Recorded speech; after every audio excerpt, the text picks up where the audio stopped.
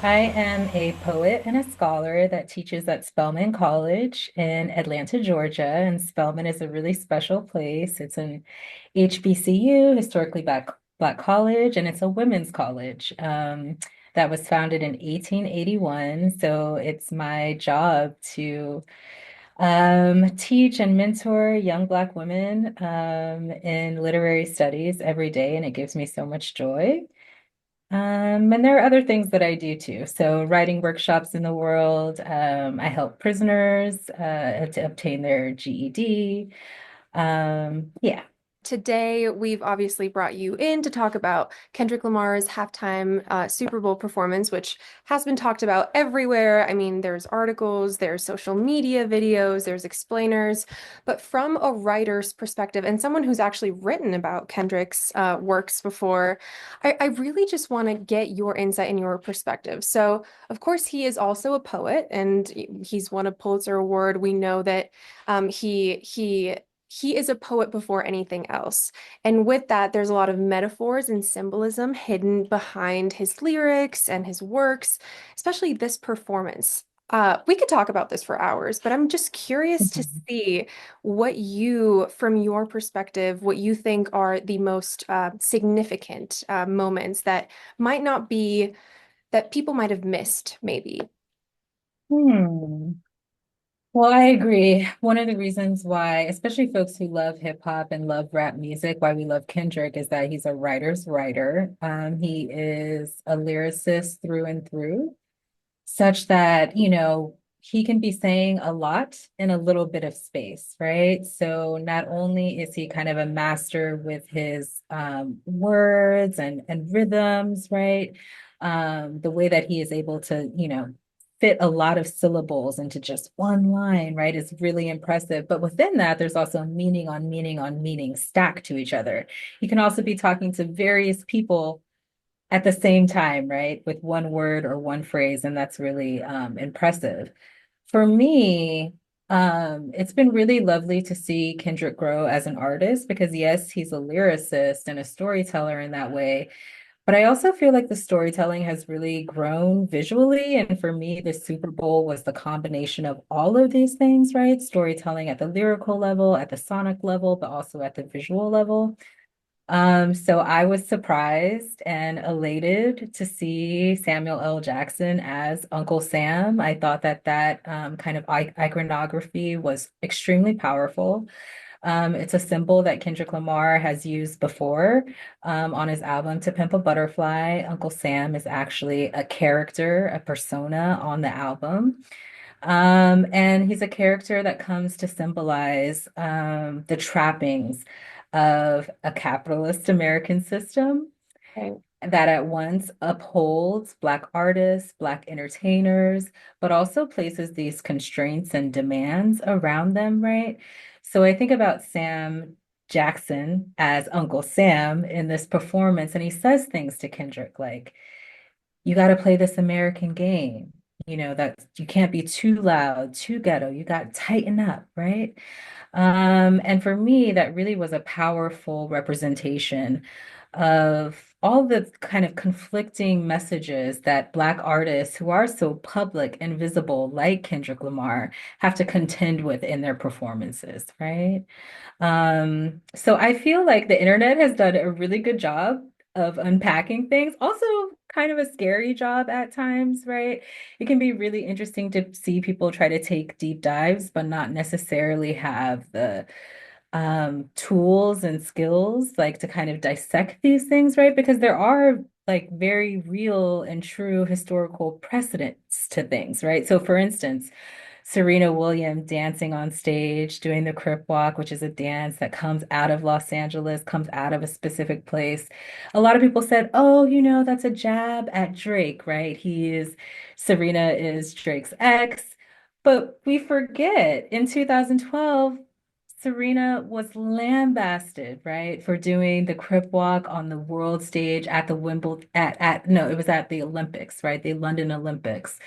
And that was a moment in which we really saw this vitriol aimed at one of the most excellent top performers saying that she was too loud and that she was too ghetto for a kind of respectable sport like tennis, right? So sometimes I think about how we have really short cultural memories, right? And I think that Kendrick wants us to sit a little deeper, right? And say, actually, no, they're long, long, long history. So there was this moment when he says, I'm not going to get the exact wording right, but he says something like this is more than just This is about bigger than the sport. music. Is it this is bigger than the music? That moment where he says like 40 acres and a mule, this is bigger than the music? Absolutely. This is bigger than music. This is 40 acres and a mule, right? And that takes us back to kind of the failed promises of the American nation, right? That at one point was struggling. That said, okay, we have emancipation, right? We have all of these free Black folks, and we have promised to enfold them into the American promise of citizenship. And, at the same time, during this during this era, right, when there should have been reparations, we see these kind of um, failures. We see failures by an American government to actually come through on their word, right? So very often you hear it shortened to the language of 40 acres and a mule, right?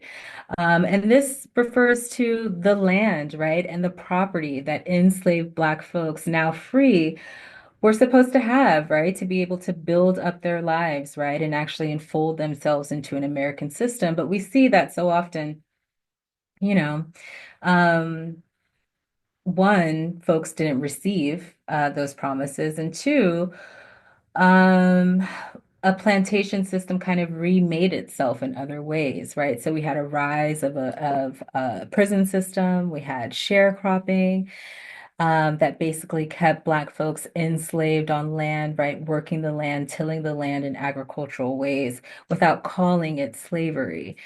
So for me, it's very interesting that Kendrick is asking us to think about all of these long legacies that continue to evolve and shape us, right? And shape our American consciousness um, in ways that are both subtle and also really striking, you know? Right. Yeah. And to your point, I really liked that there was this balance between really overt, clear messaging and then more covert. And I'll ask you about the visual aspects of it in a second. But I think something else that I've heard a lot of people talk about, aside from what you pointed out, that this is bigger than the music with the 40 acres and a mule piece, but also this play on Gil Scott Heron's poem, The Revolution Will Not Be Televised.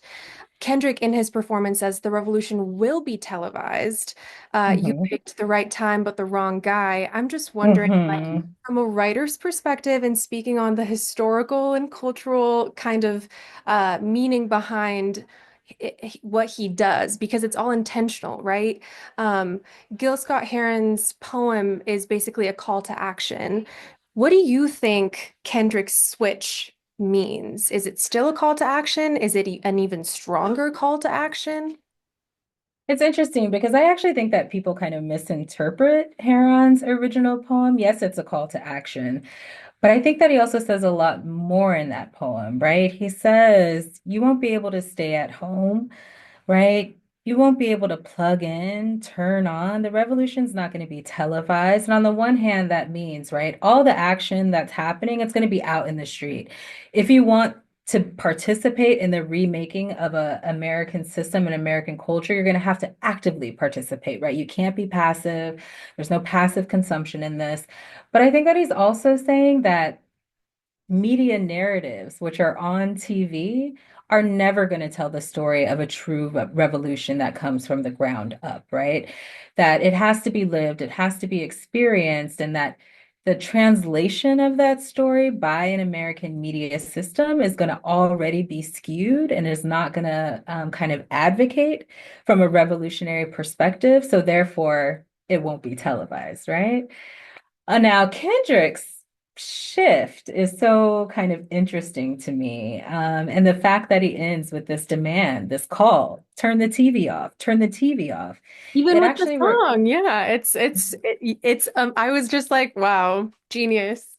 Absolutely. But that demand to turn the TV off actually reminds me of Hair On Again, right? Turn the TV off because the TV is controlling you. The TV is giving you narratives that are not all true, right?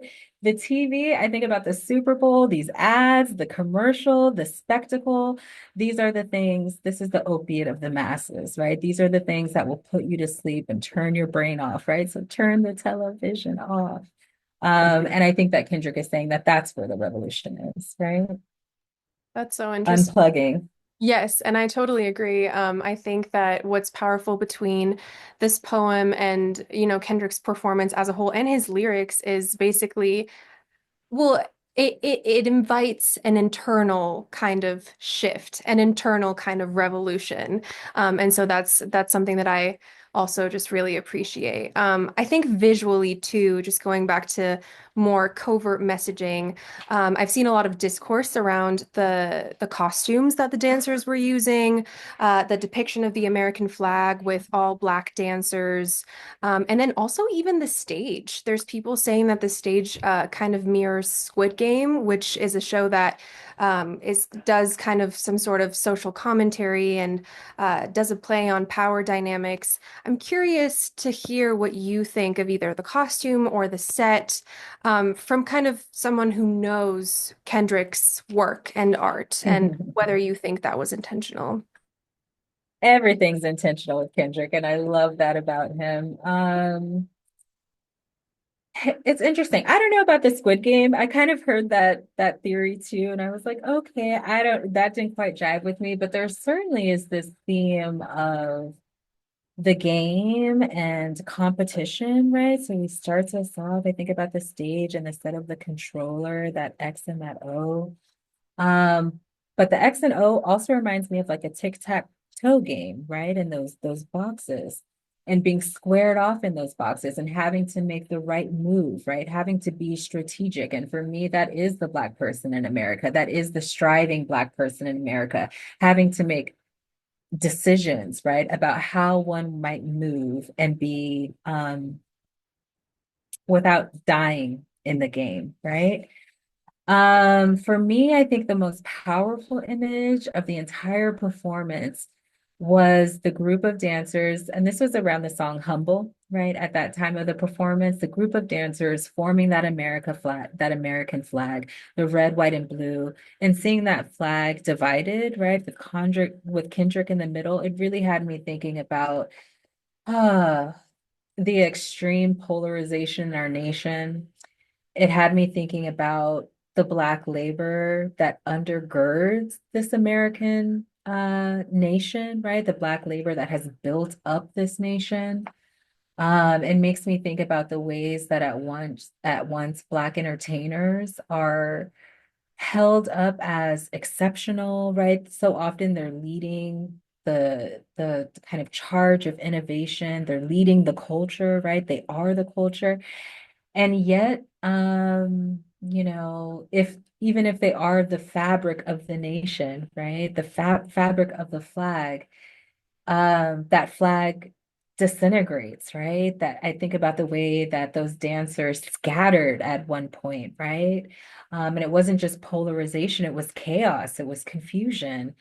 And I think that so often that's kind of the experience of the Black individual in this country, right? Striving, trying to be trying to be a citizen, right? Trying to be a patriot and proud of this nation, and yet feeling confused, feeling lost, feeling disorganized, feeling chaotic, right? So that was a really powerful symbol for me. Hmm. Hmm. Not Yeah. so much to say about the clothing. To me, the clothing was just fly. I was like, Yeah. I love what the dancers No, are wearing. absolutely. And I think, I mean, it was all just to go hand in hand with like being able to make the American flag, like the red, white, and blue. Yeah. Absolutely. Totally agree. Is there And anything? I will also say Oh, that Kendrick has been really invested in the color scheme of red, white, and blue for a really long time. So across his albums, from Good Kid, Mad City all the way through his recent albums. So over a decade, he's been thinking about these colors of red and blue. And at once for him, it symbolizes kind of divided cities, the city of Compton, right? Blood red, the blood gang and also the Crip gang and how these things divide. But for him, red and blue also symbolizes the police, right? Cop cars, red and blue, that kind of circulates the city, surveils the city, surveils Black bodies. And then we can extrapolate even more, right? And that red, white, and blue comes to symbolize this American fractured, hurting, nation that needs some kind of healing. right, absolutely. What would you say is kind of the takeaway message? We talked about this a little bit already with TV off. But if you were to just kind of like, or anything else that you want to add, what do you think that Kendrick's takeaway was, or what are what's something else about this performance that you think people should really leave with? Mhm. One of the things that's interesting is that while talking to students, some of them came in and said, like, we appreciate Kendrick. We knew that, that there were going to be many layers and that it would be meaningful, but we were also a little underwhelmed. And I was like, well, what does that mean, underwhelmed, right? And I guess they were expecting pyrotechnics, thinking about how Lady Gaga flew in off the roof, right? And Michael Jackson had all these theatrics, and that's never been Kendrick. He's never been a man of spectacle, always a man of kind of quiet, contemplative, interior kind of messages. His songs and albums always invite replay and re-listening, re-examination. They make you perform the thing that he's asking you to do, right? He wants us to self-examine and he makes you do that again, again. He makes you work for it, right? So I think the one thing I would want people to take away is that Black excellence looks like all sorts of things, right? It can look loud, it can look flashy, it can look beautiful and elegant like Beyonce, right? It can look jazzy, it could look funky, but it could also look quiet, it could also look subtle. It could also look interior. And that's valuable too. Absolutely. That's so beautiful. And that's what a good writer does, right? Yeah. Thank you so much, Dr. Maynard. This was so insightful. And again, I could talk about this all day. I love Kendrick and I really, really appreciate your insight and knowledge.